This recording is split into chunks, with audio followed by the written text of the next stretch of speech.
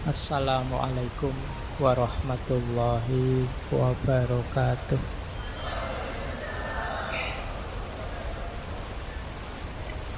Bismillahirrahmanirrahim.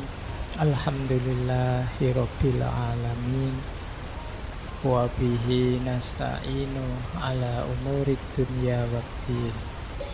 Allahumma sholli wa sallim wa barik ala habibina wa syafi'ina Sayyidina wa maulana Muhammadin wa ala alihi wa ashabihi wa man tabi'ahum bi ihsanin ila yaumiddin.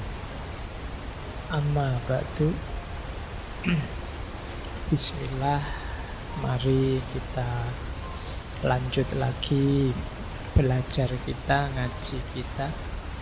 Malam hari ini kita latihan membersihkan jiwa. Kalau dalam bahasa Arab istilahnya tazkiyatun nafas. Materinya mungkin tidak terlalu berat. Yang berat itu menjalankannya. Jadi ya enggak apa-apa. Rumusnya sama ya. Kalau bahasa untuk kebaikan itu ya kita jalankan semampu kita. Jangan karena alasan berat terus ditinggal semuanya. Allah lebih tahu.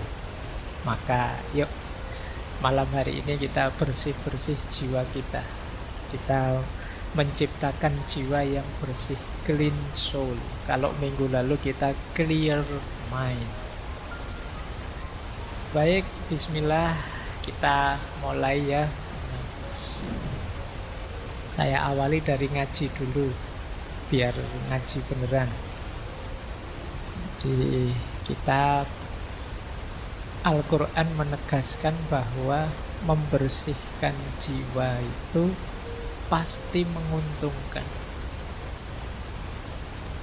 Di surat Asy-Syams ayat 9 sampai 10 Allah menegaskan qad aflaha man zakkaha. Sungguh sangat beruntung orang-orang yang membersihkan hatinya, membersihkan kolbunya. Wa qad khaba man dassaha. Dan sungguh sangat rugi orang yang mengotorinya. Malam hari ini kita belajar apa saja yang mengotori dan bagaimana caranya membersihkan. Tentu saja nanti kita referensinya ya dari para ulama, bukan pikiran saya sendiri.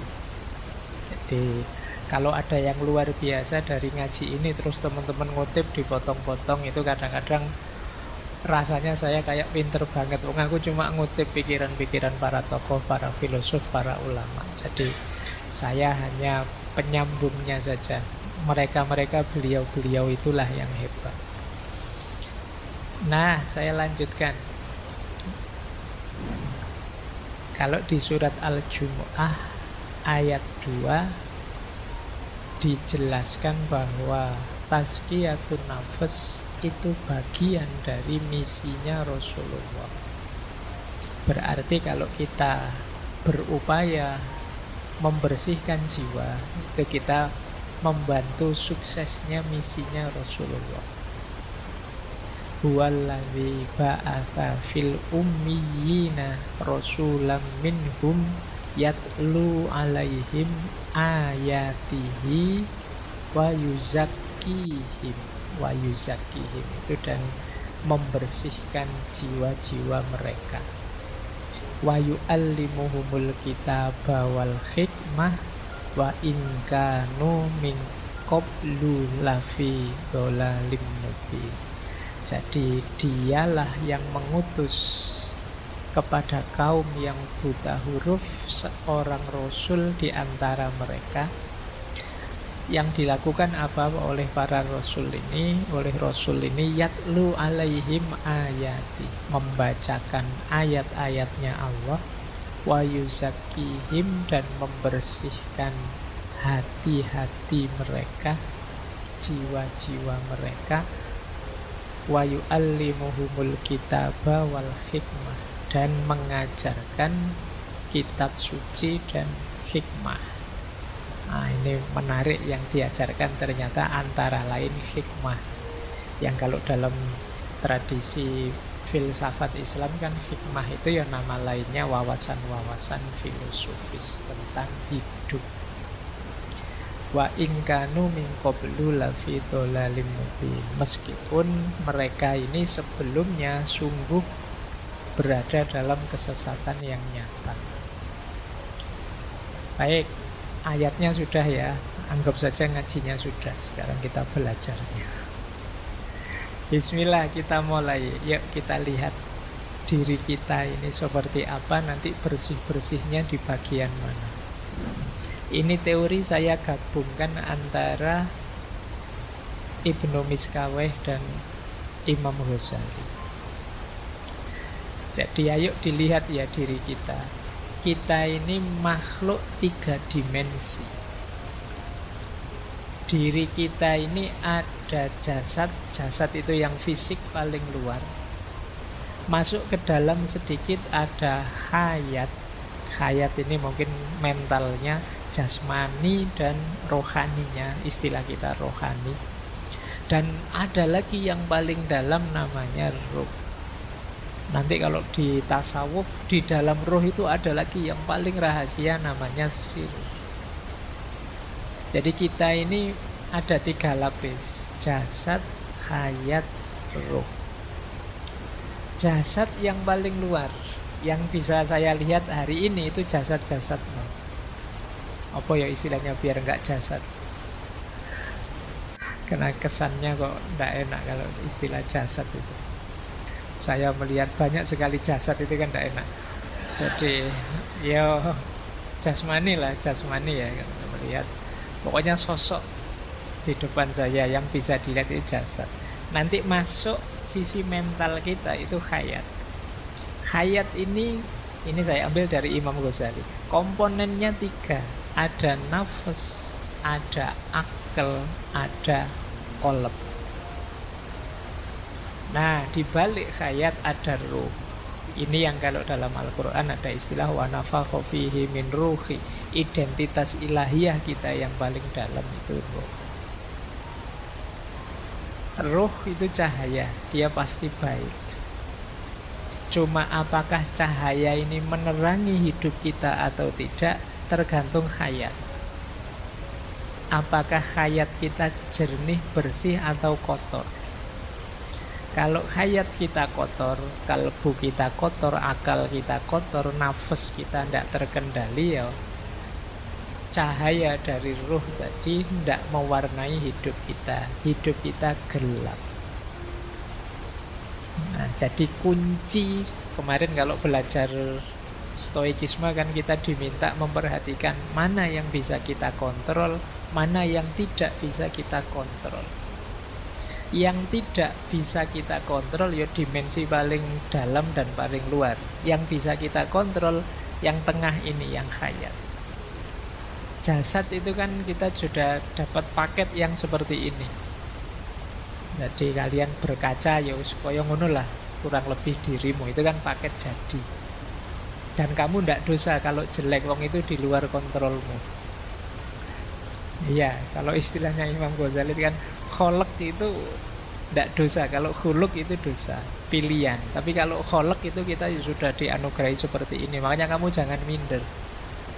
Kalau ada yang nyindir kamu atau melecehkanmu, kamu kok nggak cakep, ndak apa-apa, ndak dosa, ndak masalah.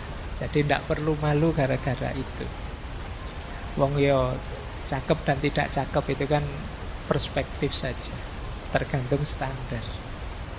Jadi kamu tidak perlu galau kalau sekedar urusan kecantikan lahiriah. Beda dengan kecantikan batin. Kalau istilahnya Imam Ghazali yang khuluk ini, kalau ini pilihan. Batin itu kamu bisa takwa, kamu bisa fujur, fa'alamaha. Ya, kamu bisa patuh, kamu bisa ingkar. Itu dimensi hayat kita. Nah, kalau ini kok kamu jelek, itu pilihanmu berarti. Kamu perlu malu, kamu perlu tidak enak hati, kok saya milihnya jelek terus. Tapi kalau fisik Nggak, fisik itu pakai jadi. Nah, yang paling dalam, yang cahaya ini yang paling positif. Semoga hayatnya orientasinya ke dalam. Orientasinya ke cahaya, tidak ke jasad. Nah, ini perlu diperhatikan lagi. Nafas, akal, qalb. Nafas itu kalau menurut Imam Ghazali dorongan-dorongan jiwa. Kadang kita pakai istilah hawa nafsu. Itu nafas. Ingin makan, ingin minum, ingin kawin. Ini dorongan-dorongan nafas. Dan manusiawi. Jadi setiap manusia punya ini yang waras ya, yang normal. Itu nafasnya hidup. Dia ingin macam-macam.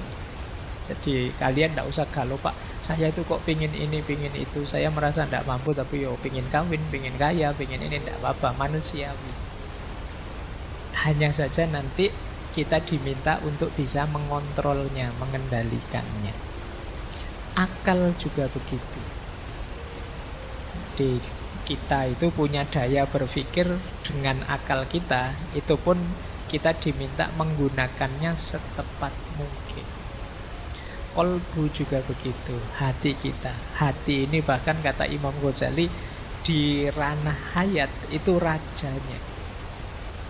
Jadi dalam diri kita itu penguasanya sebenarnya kolbu, hati. Hati inilah yang punya orientasi hidup. Orang baik atau orang jahat kuncinya di hatinya. Pikiran itu luar biasa, tapi akal itu posisinya kata Imam Ghazali hanya panglima perangnya.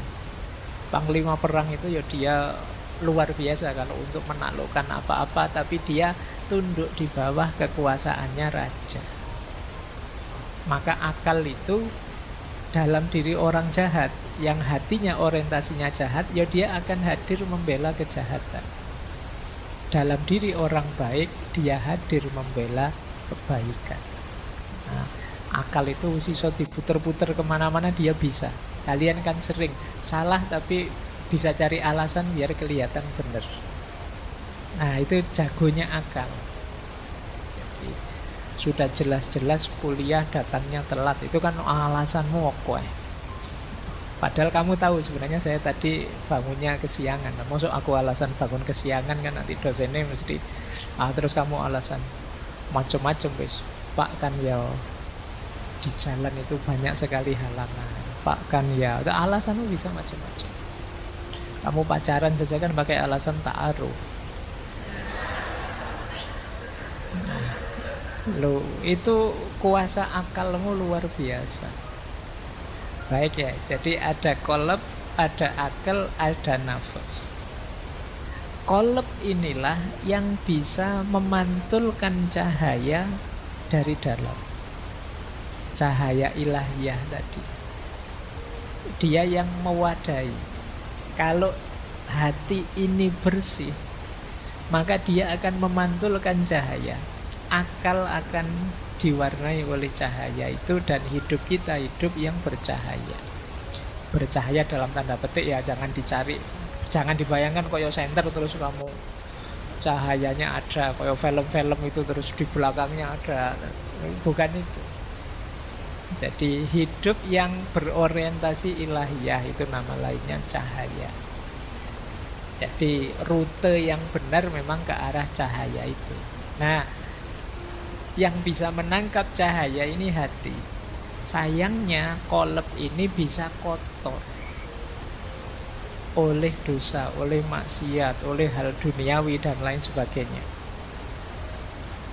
Yang kekotoran ini akan tambah kotor ketika didukung oleh akal. Tambah kotor lagi ketika nafas tidak terkendali. Disitulah saatnya kita bersih-bersih.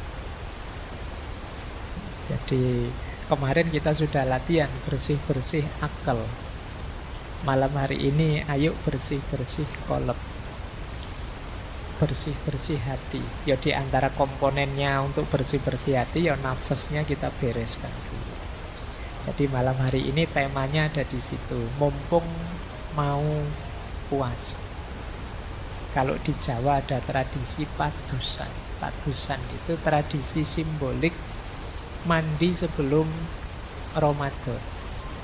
Nah ini yang dibersihkan jasad, tapi yo bisa masuk lebih dalam sebenarnya, ya tidak hanya bersih-bersih jasad, tapi juga bersih-bersih hayat biar ruh dan cahayanya kelihatan. Baik, nah itu tadi filsafatnya. Sekarang kita coba cek apa saja sih yang harus kita bersihkan. Jadi kalau dirinci dalam hidup ini ada 5 hal yang harus kita bersihkan. Yang pertama yang jasad tadi. Ya kalau fisik sih kita membersihkan jasad, anggota tubuh dari semua najis dan hadas. Jadi kalau ini teman-teman pasti sudah bisa lah, tidak perlu dijelaskan. Membersihkan najis teman-teman tahu dan bisa, hadas juga bisa. Kan sudah bisa mandi semua kan insya Allah. Wudhu juga sudah bisa, bersih-bersih najis juga bisa. Nah, ini tidak perlu kita bikin tema ngaji untuk caranya mandi, kalian sudah bisa lah.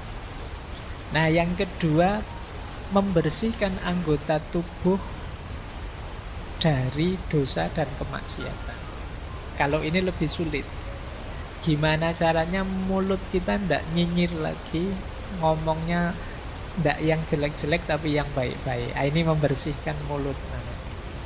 Kalau membersihkan mulut yang fisik pakai kumur-kumur, tapi membersihkan mulut yang diam, kita singkirkan semua kata-kata jelek, kalimat jelek, ungkapan yang jelek. Meskipun hari ini kan mulut kita sering diwakili oleh jempol kita, karena dunianya sudah geser ke dunia medsos. Mungkin kamu bilang, Pak, saya itu sekarang Pak, mengikuti hadis, Pak. Falyakul khairon aw liyasmut. Ngomong yang baik atau diem. Iya, mulutmu diem tapi jempolmu aktif. Kalau nulis kamu nyelekit luar biasa. Bahkan kamu berani sekali kalau di medsos itu kan. Jadi maka ayo kita bersihkan juga. Jadi anggota tubuh berarti semuanya ya mulut, ya jempol, ya telinga, ya hidung, ya apa saja. Yuk kita bersihkan dari yang dosa-dosa dan maksiat. Jadi bersih-bersihnya levelnya lebih dalam meskipun menyangkut anggota tubuh. Jadi ternyata membersihkan tangan itu ya tidak sekedar cuci tangan, tapi juga membersihkan tangan dari perbuatan-perbuatan tercela. Jadi perbuatan yang menyakiti orang, menyusahkan orang misalnya. Terus ada lagi level 3, membersihkan pikiran dari yang negatif, yang merusak, yang sia-sia, yang overthinking. Minggu lalu kita membahas ini, alhamdulillah. Semoga sedikit-sedikit sudah tahu teman-teman caranya bersih-bersih pikiran. Masuk lebih dalam, ada lagi yang harus kita bersihkan, hayat kita, dimensi batin kita, jiwa kita harus bersih dari akhlak yang tercela.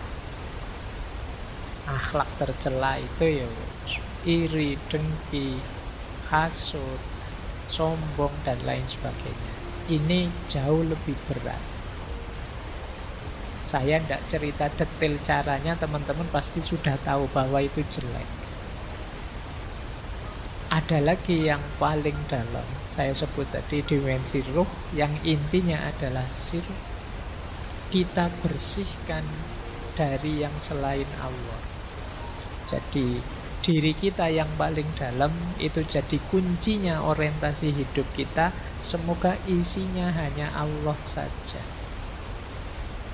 Lupa berarti saya tidak boleh bercita-cita punya istri cantik, punya suami ganteng, punya mobil mewah, punya rumah bagus, punya jabatan tinggi. Boleh, tapi itu jangan dijadikan cita-cita final. Jadikan itu jembatan untuk bisa menomorsatukan Allah. Pak, saya pingin punya mobil mewah, Pak, biar tidak usah pinjam teman. Kalau mobil saya sendiri kan saya lebih bebas. Tidak diatur teman, tidak diegomani teman, jadi saya bisa menomorsatukan Allah itu lebih leluasa misalnya. Nah, ini lagi-lagi pikiranmu yang main. Jadi niatnya tidak sekedar seneng-senengnya, tapi kita jadikan kendaraan untuk tambah dekat kepada Allah, apapun itu. Nah, ini yang disebut membersihkan diri, membersihkan sir, hakikat paling dalam dari diri kita, dari yang selain Allah. Yang posisinya media, kita posisikan media. Yang posisinya hanya alat, hanya kita jadikan alat. Satu-satunya tujuan hanya Allah saja. Nah, ini area-area bersih-bersih diri. Dimulai dari yang paling lahiriah sampai yang paling dalam. Kalau kalian bisa lima-limanya, banggalah nanti di akhir Ramadan benar-benar Idul Fitri, kembali fitrah. Jadi awas keliru, karena banyak yang memaknai Idul Fitri itu kembali bisa makan lagi. Makan itu kan fitrah, Pak. Nah, maksudnya ini. Jadi di antara cara bersih-bersih itu nanti puasa. Nanti ada logiknya. Tapi kita awali dari sini dulu. Baik, saya lanjutkan lagi.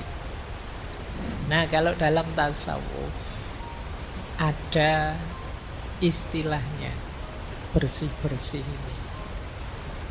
Biasanya pakai istilah tazkiyatun nafs tadi. Saya melihat ada beda-beda istilah proses tazkiyatun nafs ini, tapi arahnya sama. Kalau Imam Ghazali pakai istilah toharotun nafs, yang dilanjutkan imaratun nafs, dan puncaknya adalah nafs mutmainnah.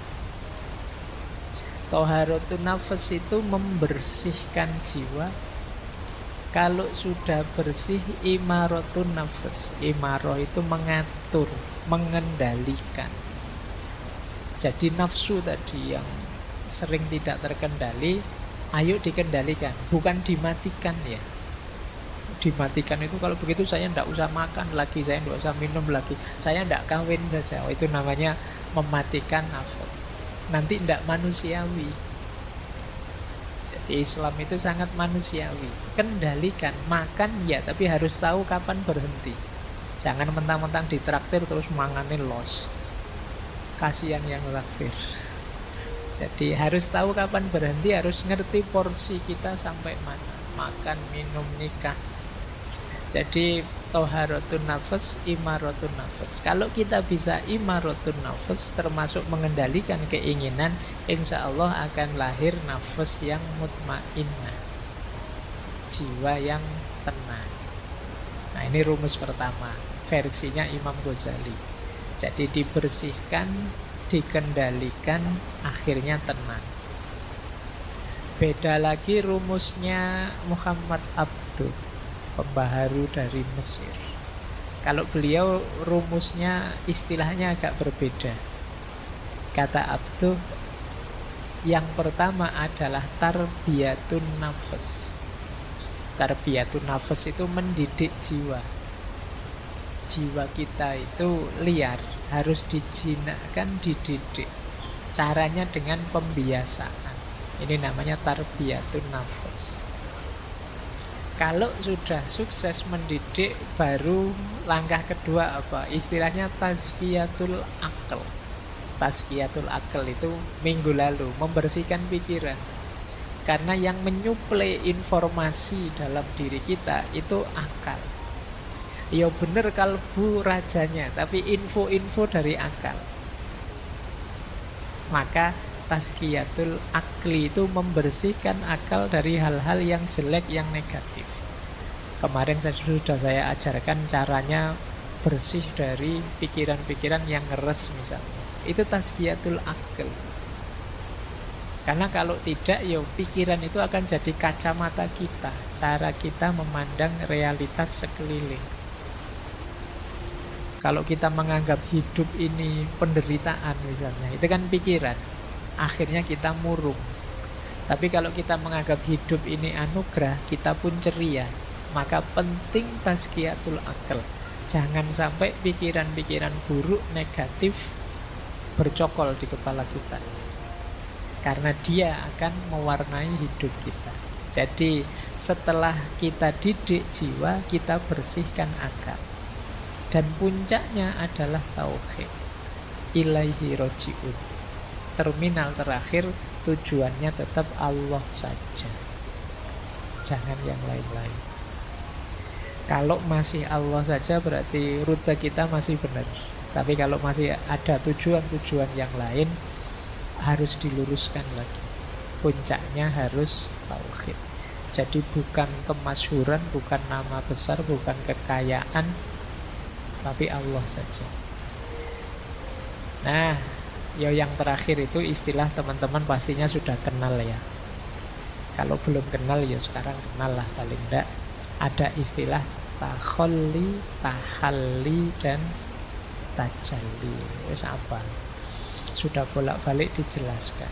Takholli itu membersihkan. Kalau sudah bersih, tahalli diisi dengan yang baik-baik. Kalau jiwa kita terbiasa dengan yang baik-baik, maka dia akan tajalli, menyaksikan yang hakiki dalam hidup dan tidak lagi tergoda oleh hal-hal artifisial. Tidak mudah terdistraksi, tidak mudah tergoda. Jiwa yang sudah bertajalli itu ya dia akan fokus hanya pada Allah saja. Kayak teman-teman kalau sedang terpesona oleh sesuatu, itu kan ya tidak bisa dipalingkan dari keterpesonaan itu, ya ditonton terus. Itu namanya keterpesonaan terhadap sesuatu. Nah, ketika kita tajalli, ketika kita merasakan, memahami tentang hakikat ilahiyah, itu namanya tajalli ya, kita akan fokus ke sana. Baik, jadi ada takholli, tahalli, tajalli. Masing-masing nanti ada caranya, ada tekniknya, dan di banyak ngaji sudah dijelaskan. Ini metodenya. Saya tidak menjelaskan panjang-panjang biar kalian tidak pesimis. Karena biasanya kalau ngaji kayak gini itu, aduh Pak, kok berat Pak. Yo, pokoknya sekarang informatif dulu, nanti direnungi mana yang bisa dijalankan, dijalankan. Menarik saya ambil dari Ihya, tanda-tanda jiwa kita masih kotor. Yang pertama apa? Kesulitan menjalankan fungsi ilmu, hikmah, dan makrifat. Ngaji sih saya tiap hari Pak, tapi kok yo menjalankannya kok berat ya Pak. Jangan-jangan jiwa kita masih kotor, perlu ada yang dibersihkan. Jadi mungkin teman-teman, Pak saya itu ngaji filsafat sudah hampir 400 sesi saya ikuti sejak awal sampai akhir. Yo saya kok gini-gini saja ya Pak, tidak naik-naik kelas. Jangan-jangan ada kekotoran, ada yang harus kamu bersihkan dulu. Kan sering saya ilustrasikan itu, wadah yang kotor itu diisi barang bersih berapapun, yang bersih ketika masuk akan terkontaminasi jadi kotor. Maka coba dicek, kok saya merasa ilmu saya tambah tapi kualitas diriku tidak menambah. Jangan-jangan masih ada kotoran-kotoran. Coba dicek, apakah dosanya itu di anggota tubuh, dosa dan maksiat, ataukah terlalu fokus pada duniawi, lupa Allah dan lain sebagainya. Saatnya introspeksi. Yang kedua, tidak bisa menikmati ibadah. Jadi yo sholat sih, yo puasa sih, yo zakat sih, tapi rasanya beban. Ini berarti belum bisa menikmati. Baru nongkrong sebentar, sudah adzan isya. Kok yo cepet yo. Nah itu rasanya beban, krungu adzan ini rasanya aduh. Akhirnya kan kamu cepet-cepet bikin sholat biar bebas tugas.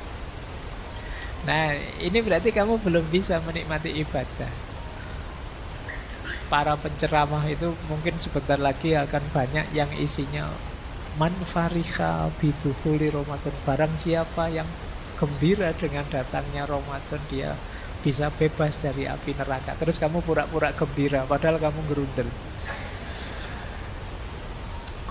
Besok gak bisa makan siang-siang ini. Wah, berat sekali nanti kuliahku. Asam lambungku bagaimana? Terus pokoknya kamu khawatirnya banyak, gak ada gembira-gembiranya. Ibadah kok rasanya berat. Coba dicek, jangan-jangan ada sisi-sisi kotor yang harus dibersihkan. Entah di sisi yang mana dalam diri kita. Teman-teman lebih tahu lah. Nggak usah cerita-cerita ke saya juga, nanti malu. Coba di muhasabai sendiri. Saya ada kekurangan di mana, ada kekotoran di mana. Kok ibadahku berat rasanya. Rasanya masih beban. Kemudian ada lagi yang ketiga, asik malahan sibuk dengan hal-hal yang tidak berarti, tidak ada maknanya. Nah, coba dihitung. Dalam sehari kesibukan kita yang memang urgent, penting, bermakna, bermanfaat berapa persen? Kok lebih 50% aktivitas kita ternyata aktivitas yang sia-sia, tidak ada gunanya, tidak ada manfaatnya. Jangan-jangan ada banyak kekotoran dalam diri kita. Aku loh Pak, kok asiknya malah main HP, itu pun ya tidak jelas, cuma scrolling aja sejak tadi. Nah, jangan-jangan ada yang kotor dalam diri kita. Beribadah tidak asik, tapi melakukan hal-hal yang tidak ada maknanya asik. Saya itu Pak, kalau ngobrol sambil ngerokok nongkrong itu tidak terasa berjam-jam loh Pak. Asik saja. Tapi kalau sholat mau pikir sebentar saja kok ya rasanya berat. Subhanallah 33 kali itu rasanya kayak 3 kali. Cowopet subhanallah subhanallah sudah 33. Tidak dinikmati sama sekali. Coba dicek, jangan-jangan ada kekotoran. Nah, ini juga ada sesuatu yang kita cintai sangat dalam, melebihi cinta kita pada Allah. Jangan-jangan masih ada kekotoran dalam diri kita. Kan biasa sebenarnya tiap orang itu punya ambisi, punya keinginan, punya cita-cita. Tapi rumusnya seperti saya bilang tadi, finalnya tetap harus Allah. Jadi Pak Opo tidak boleh mencintai sesama, mencintai yang kita cintai. Cintai saja, tapi jadikan cinta itu bagian dari cinta kita kepada Allah. Karena Allah Sang Maha Cinta, Dia menyukai aktivitas mencintai, maka aku pun mencintai. Jadi kita melakukan aktivitas mencintai itu bagian dari kepatuhan kita kepada Allah. Nah, cuma kok nanti ada yang kita cintai melebihi Allah, atau justru membuat kita lupa pada Allah. Saking cintanya dengan HP, dengan main game, dengan nonton TikTok, dengan YouTubean, dengan Spotifyan, porsinya untuk Allah lama-lama habis. Ya tinggal sholat saja. Sholat pun kadang juga tidak sadar hadirnya Allah. Nah, itu coba dicek lagi dalam diri kita, jangan-jangan ada kotoran-kotoran. Yang terakhir, berlebihan. Jadi perilaku-perilaku yang berlebihan apa saja. Kan dulu di filsafat akhlak saya singgung bahwa segala yang berlebihan itu jelek. Bahkan baik berlebihan pun jelek. Makanya kalau kamu nembak kan biasanya kalau ditolak jawabannya kan, wah kamu terlalu baik buatku. Jangan dikira terlalu baik itu positif, negatif. Karena segala yang terlalu itu jelek. Makanya kalau kamu dijawab begitu, itu kamu jangan bangga, wah aku ini sangat terlalu baik, berarti tidak terlalu baik, negatif. Oh dia pinginnya yang pas kok, yang baik, cocok. Nah, kalau terlalu baik ya melampaui sudah. Baik, jadi ketika ada keberlebihan, kemungkinan ada yang kotor. Perilaku yang berlebihan dalam hal apapun.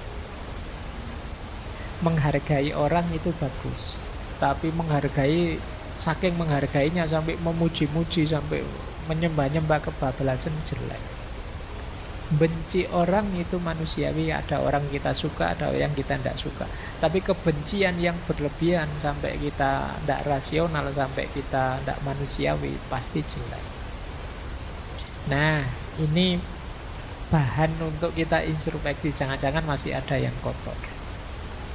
Jadi di antara tanda-tanda kotornya jiwa itu, kita sulit menjalankan hikmah ilmu yang kita miliki. Kita berat dalam beribadah, tapi asyik dalam hal-hal yang tidak bermakna. Ada yang selain Allah yang kita cintai sedemikian rupa, dan kita suka berlebihan dalam banyak hal. Nah, kalau ada gejala-gejala ini, ya ayo segera muhasabah. Ada sisi kotor apa dalam diriku yang perlu aku bersihkan. Jangan-jangan masih ada sombong, jangan-jangan masih ada iri, jangan-jangan masih ada dengki pada orang, jangan-jangan masih ada rasa benar sendiri, egois, dan lain sebagainya. Itu kotoran-kotoran jiwa kita. Nah, ini menarik. Dalam Ihya itu, nanti kalian boleh setuju, boleh tidak ya. Ini cuma yang punya pendapat Imam Ghazali. Ini rangkaian dorongan syahwat yang negatif, yang bisa membawa bencana. Syahwat paling dasar itu syahwat perut, kebutuhan perut. Ya kebutuhan gizi, makan biar tidak stunting. Ya. Jadi kebutuhan syahwat perut ini elementer. Orang itu yang pertama kali dibutuhkan ya syahwat perut ini. Kalau yang perut ini belum terpenuhi, yang syahwat-syahwat yang lainnya biasanya masih belum muncul. Jadi harus beres dulu di yang perut. Kalau perut ini tidak beres, kemudian kalian merambah bidang yang lain, biasanya bidang yang lain itu kamu dedikasikan untuk membereskan urusan perut. Di ekonomimu belum beres, kamu geser ke ranah agama, ya urusan agama kamu jadikan orientasi untuk memenuhi kebutuhan perut. Urusan perutmu belum beres, kamu melakukan aktivitas kebaikan sosial, itu biasanya diam-diam tidak sadar kebaikan sosial itu kamu dedikasikan untuk memenuhi kebutuhan perut. Maka syahwat paling dasar itu syahwat perut. Kalau urusan perut beres, kata Imam Ghazali, biasanya naik sedikit. Turun sedikit ke bawah perut. Syahwat bawah perut. Nah, ini baru mulai lirak-lirik kiri kanan. Kalau perutnya belum kenyang, masih belum turun ke bawah. Kalau kamu lapar itu peduli amat, ada yang cakep, ada yang itu, pinginnya makan. Makanya Rasulullah itu ngasih tips anak-anak muda yang sudah pingin menikah tapi belum mampu, puasalah. Karena kalau perut itu kosong, perut itu lapar, kamu sudah melihat yang cantik-cantik, yang ganteng-ganteng itu sudah nggak nafsu. Pokoknya mikirnya kapan beduk maghrib datang.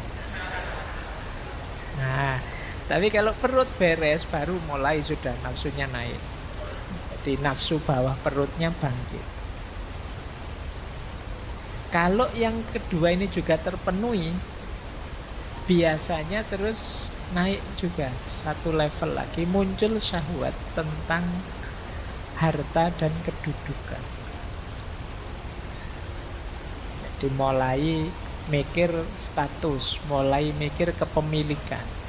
Aku harus kaya, aku harus berkedudukan. Kalau kemudian terpenuhi syahwat kedudukan dan harta ini, muncul penyakit lanjutannya, riya, sombong, pamer. Kalau riya, sombong, bermegahan, pamer ini muncul, biasanya hadir juga temannya, dengki, memusuhi orang, iri. Karena ada orang lain yang juga seperti itu, punya status yang tinggi juga, punya kedudukan yang tinggi juga, terus kita jadinya iri. Tadinya ingin sombong, bermegahan, kok ya saingannya banyak. muncullah dengki, iri, permusuhan. Nah ini rangkaian nafsu syahwat, kata Imam Ghazali. Hati-hati dengan munculnya syahwat-syahwat ini, ya, bahwa manusiawi orang ingin memenuhi kebutuhan perutnya, ingin menikah, ingin hidup terjamin dengan harta, ingin punya kedudukan, tapi harus ngerti kapan direm. Harus sadar juga penyakit-penyakit ikutannya. Jadi ini pelajarannya untuk kita waspada. Nah, biar tidak terlalu ditelan oleh rangkaian syahwat ini, berarti puasa bisa jadi solusi. Karena ketika kita puasa, kita lapar, kebutuhan syahwatnya turun ke level yang paling awal. Sudah tidak mikir apa-apa, yang dipikir hanya perut, dan itu kita dapatkan setelah maghrib. Meskipun bahayanya biasanya begitu adzan maghrib buka puasa, kenyang, kumat lagi semuanya. Itu karena yang dasar ini terpenuhi sudah. Baik, ini bahan ya refleksi. Nanti teman-teman coba membaca dirinya. Sering tidak terlena masuk ke jebakan-jebakan syahwat ini. Oke, baik. Karena ini ada dialognya, saya agak cepat. Nah, proses tazkiyatun nafs itu ada 2 jalur. Yang tadi teman-teman mengeluh berat, membersihkan jiwa itu karena mungkin teman-teman membacanya hanya dari sisi aku, dari sisi kita. Waduh, berat Pak kalau saya harus melakukan itu. Ya itu kan teman-teman sendiri, jalur mujahadah namanya. Jangan lupa selain jalur mujahadah ada jalur hidayah. Jalur hidayah itu Allah yang membukakan jalan. Jadi bukan hanya kita yang berupaya. Nanti kalau upaya kita diridhoi oleh Allah, maka Allah yang akan membawa kita pada hasil yang positif yang kita inginkan. Itu namanya hidayah. Kita dibukakan jalan sehingga jadi mudah. Maka jangan pesimis. Meskipun tadi rasanya kok berat ya Pak, apa bisa ya Pak? Itu mungkin yang bisa ya wali-wali saja Pak. Enggak, kalian juga bisa kok. Kalau Allah ridho. Karena selain mujahadah yang itu berdasarkan kekuatanmu, masih ada hidayah, pertolongan, anugerah dari Allah. Makanya beruntungnya orang yang punya Tuhan itu terhindar dari putus asa. Sepahit apapun situasinya, selemah apapun kondisi kita, kita masih punya Tuhan, kita masih punya Allah. Tidak pantas kita mengeluh, tidak pantas kita putus asa. Nah ini prosesnya 2. Jadi ada mujahadah, ada hidayah. Ada upaya kita, ada pertolongannya Allah. Nah, terus Imam Ghazali juga nuntun kita. Kita ini kan ingin bersih-bersih, mengubah diri kita. Cepat atau lambatnya perbaikan diri, kata Imam Ghazali, kuncinya 2. Yang pertama, watak dasar kita dan lamanya kita pada kondisi sebelumnya. Yang kedua, kekuatan, kehendak, keyakinan, dan kesabaran kita. Ada orang yang watak dasarnya pemarah, dan puluhan tahun dia jadi orang pemarah. Nah, ini untuk berubah jadi sabar lebih lama. Tidak masalah, tapi bisa, pasti bisa. Manusia itu tidak ada yang paket tidak bisa diubah, pasti bisa. Cuma prosesnya agak lama. Jadi kekuatan asalnya dan lamanya. Makanya kalian kalau punya sifat negatif, jangan lama-lama kamu nikmati sifat negatifmu. Karena semakin lama kamu jalankan, semakin sulit mengubahnya nanti. Jadi kalau sadar itu jelek, segera latihan untuk berubah. Ternyata aku itu cerewet ya, ayo latihan. Biar tidak cerewet gimana caranya, mungkin latihan agak pendiam. Entahlah kamu pakai strategi apa kamu tutup mulutmu, apa kamu ben enggak cerewet lagi. Nah ini namanya latihan untuk mengubah. Dan ini memang prosesnya tidak sederhana, tidak semudah diceramahkan. Kamu harus memulai, kemudian secara sabar mengubah diri pelan-pelan. Mungkin setiap waktu berkurang 1%, 1% sampai 100% berubah. Tidak mungkin revolusioner tiba-tiba berubah, kecuali mungkin hidayahnya Allah yang mungkin seperti itu. Tapi perhitungan rasionalnya ya semakin kita lama di sifat yang lama, perubahannya juga tambah lama. Dan yang kedua, kekuatan niat kita. Kekuatan niat ini ya kalau tidak pakai niat ya lama.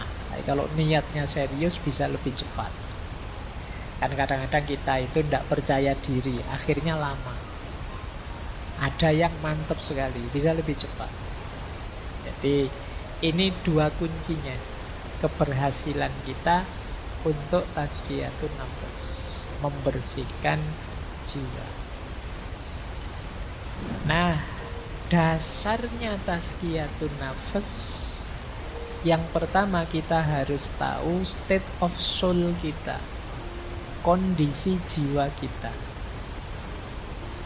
Sering saya pakai istilah kolb tadi, hati itu ada 3 istilah. Ada kolbun mayit, ada kolbun marid, ada kolbun salim. Hati yang mati, hati yang sakit, dan hati yang sehat. Kondisi jiwa kita ada di mana sekarang? Hati yang mati itu berarti kondisi jiwa kita namanya amarah. Amarah itu kondisi jiwa yang nyaman dalam keburukan. Tidak ada rasa tidak enak sama sekali kalau melakukan kejahatan. Ini kolbun mayit, hati yang mati. Menyakiti orang tapi senang, rasa nongol. Nah, itu berarti amarah. Kolbnya kolbun mayit. Ayo coba ya kita, semoga tidak ada di sini lah. Kalau ada cepat-cepat berubah. Bohong tapi senang, ini yang biasanya bikin hoax. Bikin berita palsu, terus banyak orang ketipu, terus senang. Wah, ternyata hoaxku sukses loh ya. Tidak ada menyesal-menyesalnya sama sekali. Jangan-jangan hatimu sudah mati.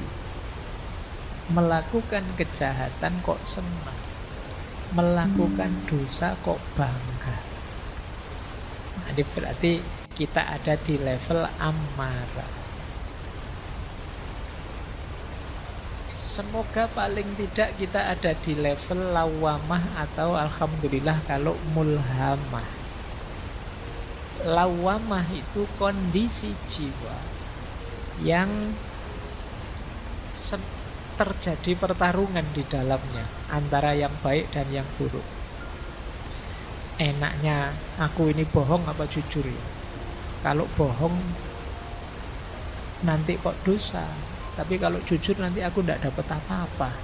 Nah, itu kan pertarungan. Nah, jiwa yang lawamah bertarung tapi kalah, akhirnya tetap bohong dan kemudian menyesal. Nah, ini lawamah. Kayak kalian buka HP terus diarahkan ke situs-situs yang tidak beres itu. Ini kalau tak klik mesti muncul gambar yang itu. Tak klik enggak ya? Tak klik enggak ya? Nah, tapi kalau tak klik dosa. Tapi kalau enggak tak klik kok eman-eman, siapa tahu ada yang baru. Misalnya, itu kan pertarungan itu dalam jiwamu luar biasa. Kok terus kamu nekat, terus kamu buka terus, ternyata gambar yang kemarin sama saja. Tapi terus kamu nonton, terus kamu nyesel, ngerti gini enggak tak klik tadi. Kamu sering nyesel karena melakukan kesalahan, jiwamu lawamah. Lebih bagus daripada amarah, karena kalau amarah kamu tidak menyesal sama sekali. Kalau lawamah kamu tahu itu dosa dan menyesal. Alhamdulillah kalau sudah mulhamah. Mulhamah itu ya satu akar kata dari alhama yulhimu ilhaman. dianugerahi oleh Allah ilham untuk milih kebaikan. Pertarungan ya, terjadi pertarungan, milih yang benar apa yang salah, dan kamu milih yang benar. Ini berarti kondisi jiwa yang mulhamah, lebih positif. Tapi baik lawamah maupun mulhamah namanya kolbun marid, hati yang masih sakit, masih ada penyakitnya, masih ada kotorannya. Buktinya apa? Masih ada pertarungan dalam jiwamu. Hati yang benar-benar sembuh levelnya adalah mutmainnah. Kalau mutmainnah, tidak ada pertarungan lagi. Otomatis kamu akan milih yang baik. Kok ada tawaran di HP seperti tadi, langsung ditinggal, tidak pengen nyoba-nyoba. Jadi kamu menghindari yang jahat dan nyaman dengan yang baik. Jiwamu jiwa mutmainnah. Ini yang disebut qalbun salim. Nah, sebelum bersih-bersih coba kamu cek. Kalau jiwamu kondisinya amarah, qalbun mayyit, perjuanganmu agak berat. Karena kamu harus menghidupkan lagi hatimu. Kamu harus, kalau komputer itu kamu harus mereset terus diinstal ulang.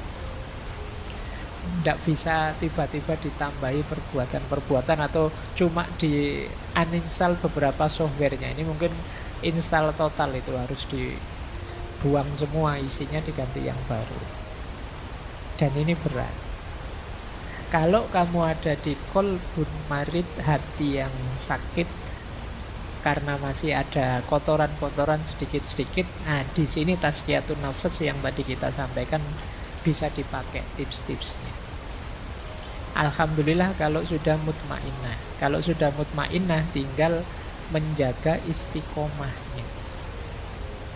Nah, jadi dasarnya ini ya, nanti coba dicek. Wah, saya sudah istiqomah Pak. Ya alhamdulillah, meskipun aku tidak percaya. Ya, coba lah kamu cek sendiri nanti. Kalau masih ada kotoran-kotoran, ayo dibersihkan. Baik, saya lanjut lagi. Ini strategi yang disampaikan oleh Imam Ghazali dalam Ihya. Untuk melakukan tazkiyatun nafas, jalannya 3. Yang pertama ilmu dan keyakinan, yang kedua riyadhah, dan yang ketiga mujahadah. Masing-masing ulama nanti punya tips, punya jalan sendiri-sendiri. Kalau ini saya ambil dari Ihya. Yang pertama apa? Ilmu. Tentu saja harus tahu ilmunya. Makanya malam hari ini itu kita konteksnya konteks ilmunya masih. Kita belajar bagaimana tazkiyatun nafas yang pas, yang cocok, yang benar, yang sesuai. Jangan sampai kita ingin bersih-bersih malah mengotori. Mungkin karena sapunya tidak cocok. Nah, di sini perlunya ilmu. Kalau sudah dapat ilmunya, mantaplah, yakinlah. Kalau masih ragu-ragu, kalau masih belum yakin, ya agak berat. Apa-apa itu kalau setengah-setengah, yakinnya kan tidak maksimal. Jadi kalau sudah dapat ilmunya, yakinlah. Baru kemudian riyadhah. Riyadhah itu makna letternya sebenarnya latihan. Nah, Imam Ghazali mengutip gagasannya, ada banyak yang dikutip. Saya ambil 2, Yahya bin Mu'az Ar-Razi dan Sufi besar Sahal Al-Tustari. Kalau riyadhah versi Syekh Yahya bin Mu'az Ar-Razi, yang dilakukan apa? Menjaga makanan, menahan mata, mengendalikan mulut, dan pemaaf. Jadi menjaga makanan berarti ya puasa lebih simpel, atau makan jangan berlebihan. Kemudian tidur juga jangan berlebihan, menahan mata. Kemudian mengendalikan mulut dan pemaaf. Jadi kata Syekh Yahya bin Mu'az, ini strategi-strategi ini efektif untuk detok, membersihkan kotoran-kotoran kolbu. Kalau Syekh Sahal mirip saja, mengempiskan perut, menyedikitkan tidur malam, tidak banyak bicara dan menjauh dari manusia. Kenapa harus menjauh dari manusia? Ya mana godaan paling berat itu manusia. Godaan dari makanan saja mungkin tidak terlalu menggoda, tapi begitu ada manusianya yang bareng makanan itu bisa sangat menggoda. Kamu puasa, ada es teh di depanmu sak gelas, itu biasa. Tapi begitu ada orang minum es teh di depanmu, itu kan rasanya beda. Jadi ya agak jauh lah. Manusia itu memang makhluk penggoda yang luar biasa. Jadi kata para sufi, yo, agak menjauh sebentar. Ya mungkin semacam uzlah, atau yang agak berat namanya kholwat. Dalam rangka apa? Bersih-bersih dulu. Nanti kalau sudah bersih, terjun sudah tidak mudah terpengaruh lagi. Ini namanya riyadhah. Riyadhah itu latihan. Ya memang kalau latihan itu berat. Tapi kalau tidak dilatih, kita tidak tangguh. Maka ya memang harus siap ada pengorbanan-pengorbanan. Mengorbankan waktu, tenaga, mengorbankan biaya mungkin, dan lain sebagainya.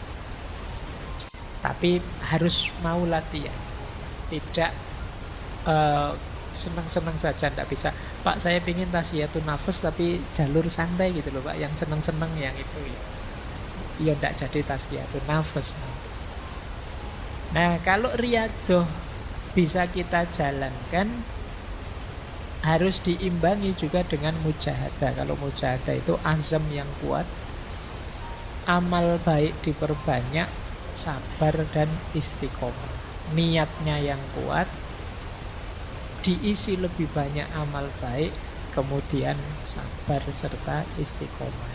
Jadi ilmu, keyakinan, riyadhah dan mujahadah. Ini tips untuk tazkiyatun nafas dari kitab Ihya Ulumuddin.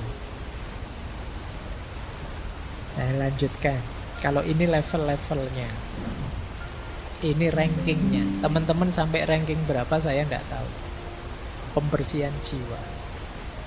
Ini dalam tasawuf, ya tentu saja bersih-bersih paling dasar itu bersih dari dosa, maksiat. Ini kelas 1. Kelas 1 maksudnya kelas paling awal ya, bukan kelas 1 itu kelas VIP.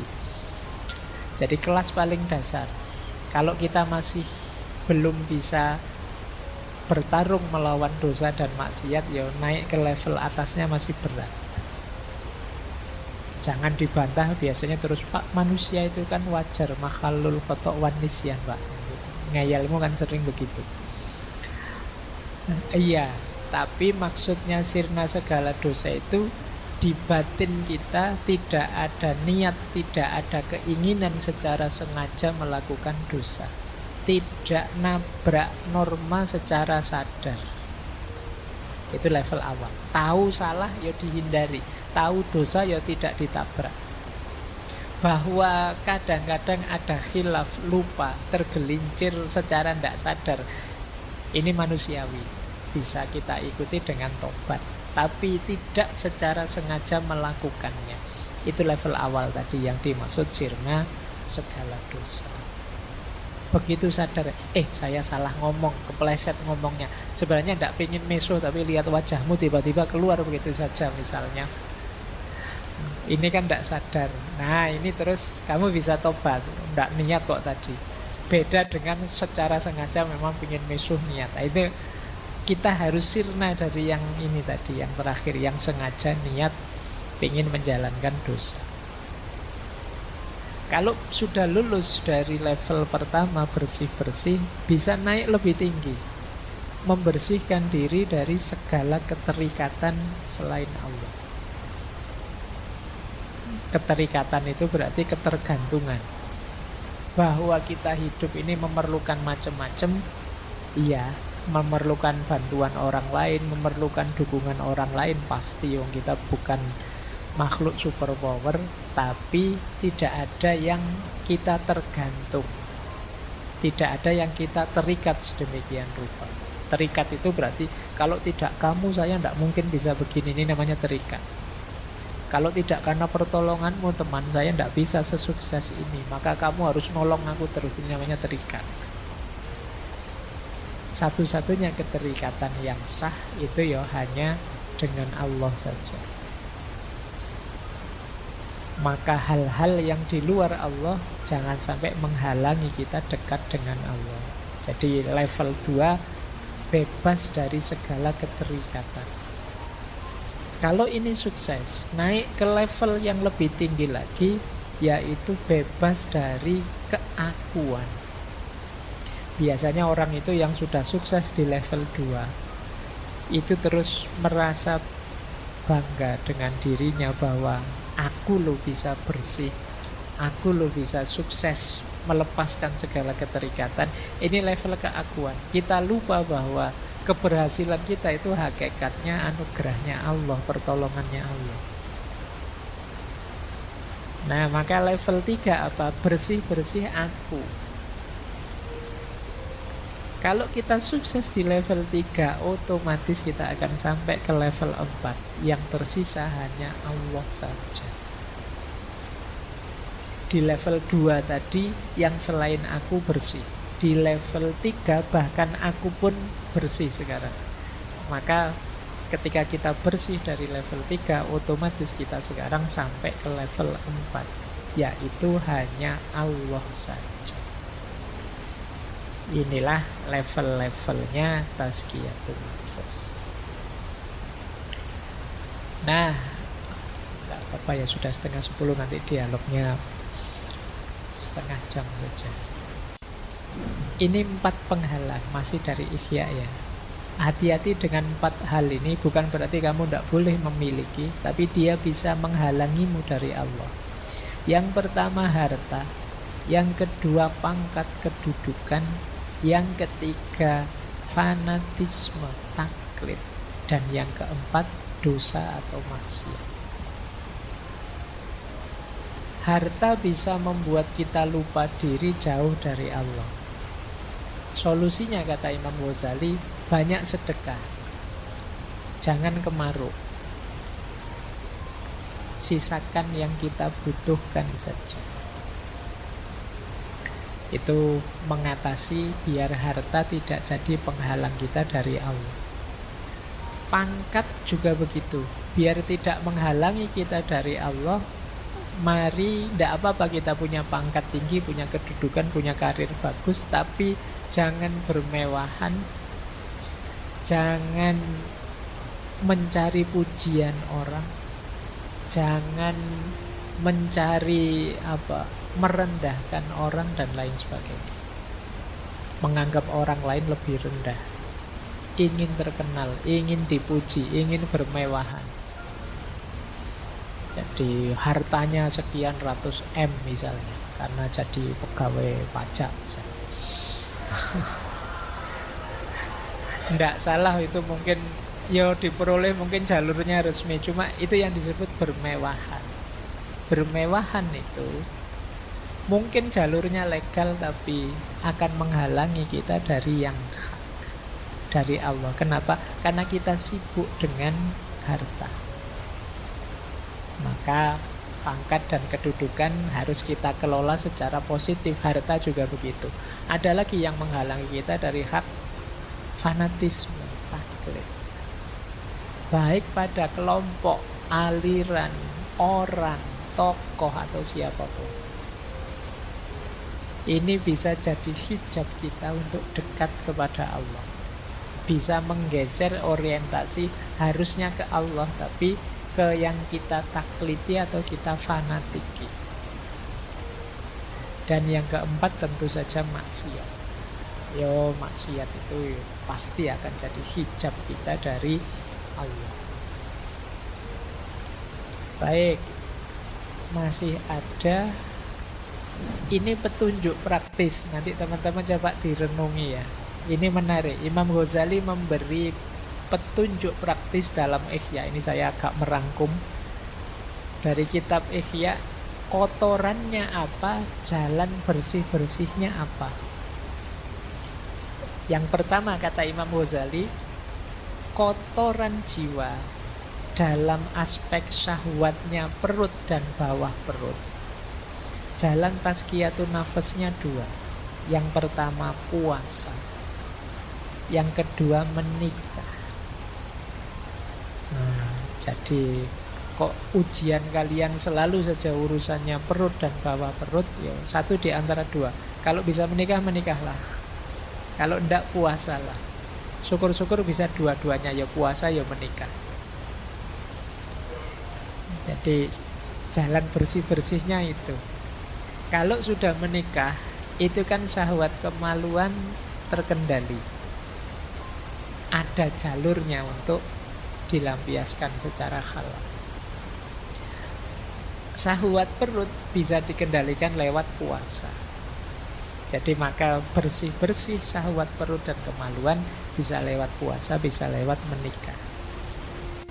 Kalau kotoran yang muncul dari lisan, dari mulut, ada 4 jalannya. Yang pertama tafakkur, yang kedua zikrullah, yang ketiga muhasabah, muraqabah, mujahadah, agak berat. Yang keempat ingat mati. Padahal ini cuma mulut saja, berarti betapa bahayanya mulut itu. Jalan bersih-bersihnya banyak. Tafakkur itu kita sibukkan pikiran kita dengan Allah dan kekuasaan dan keindahannya. Itu tafakkur. Ketika kita sibuk dengan Allah, mulut kita ya tidak akan ngomong yang aneh-aneh lagi. Atau sudahlah, daripada ngomong yang aneh-aneh, mulut kita secara sengaja kita buat pikir saja, aman sudah. Atau muhasabah, muraqabah, mujahadah. Ini sederhananya adalah kita sadar Allah selalu mengawasi. Ini membuat kita terjaga. Mau maki-maki, diawasi Allah, malu saya. Mau ngomong jelek, malu saya. Ini muraqabah. Bisa untuk obatnya penyakit lisan. Dan yang keempat, ingat mati. Jadi kita sadar bahwa akhir hidup kita pasti maut, mati. Dan kita tidak tahu kapan hadirnya itu. Maka akan lebih mengontrol diri kita. Terus yang ketiga, kalau ada penyakit marah, dengki, iri hati, jalan tazkiyatun nafasnya yang pertama dengan sabar dan syukur, memaafkan dan kasih sayang. Yang ketiga membaca Al-Quran.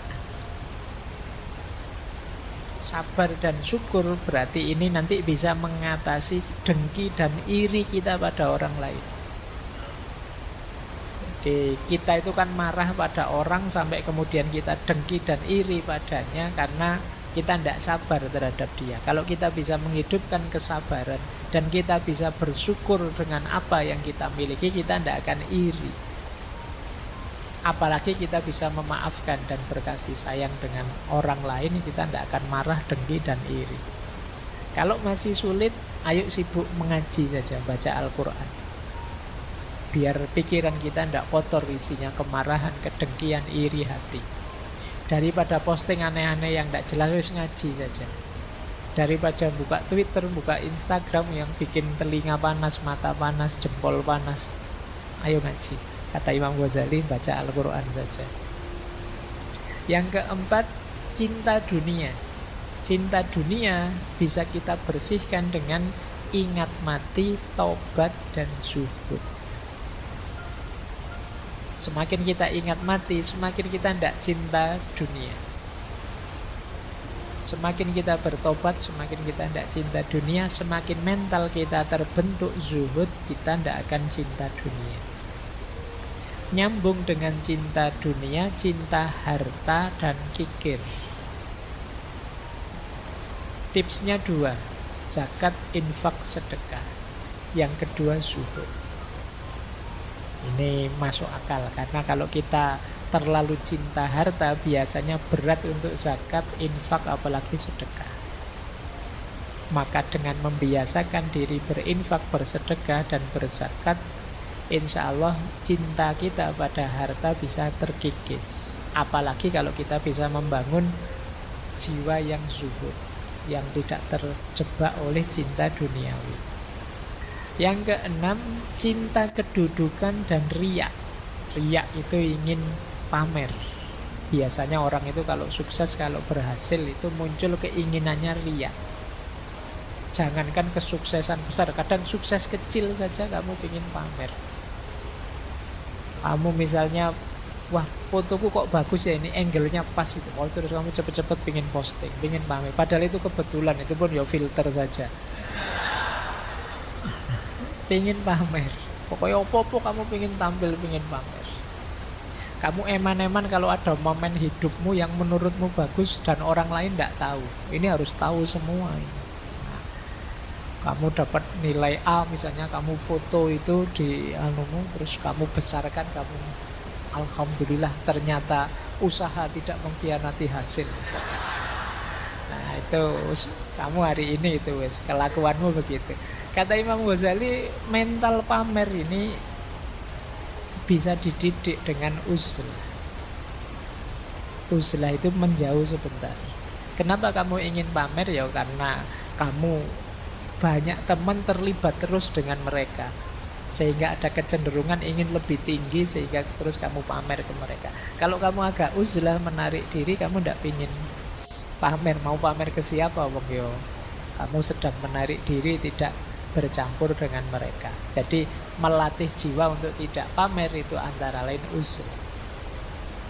Sementara obatnya takabur dan ujub. Takabur itu sombong, ujub itu merasa besar.